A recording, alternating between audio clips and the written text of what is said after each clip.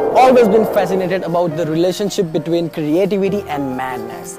Timothy Leary famously said, in order to use your head, you gotta go out of your mind.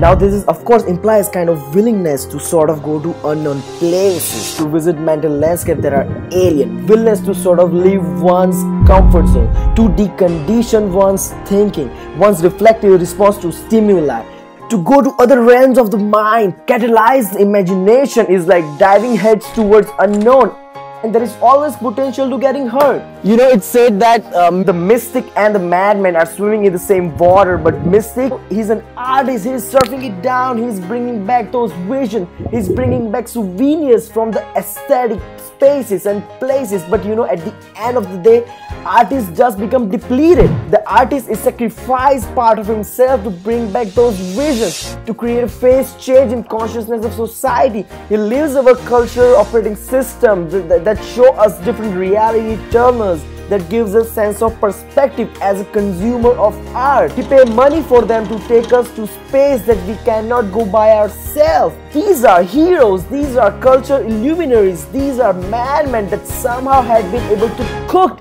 and domesticate their madness towards useful ends. And you know, the idea of all having functional output, to go to an end and return to tell the tale. Now this is the ideal situation for artist, designer or creative person, but what happens in the real world? Now let me tell you a story.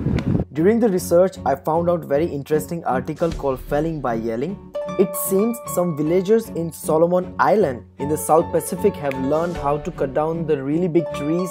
If tree is too large to be fed up with an axe, the natives cut down by yelling at it. I'm not making this up, I read this in a book, so it must be true. All the villagers sneak up on the trees and suddenly they scream at it at the top of their lungs. They swear, they say really mean things.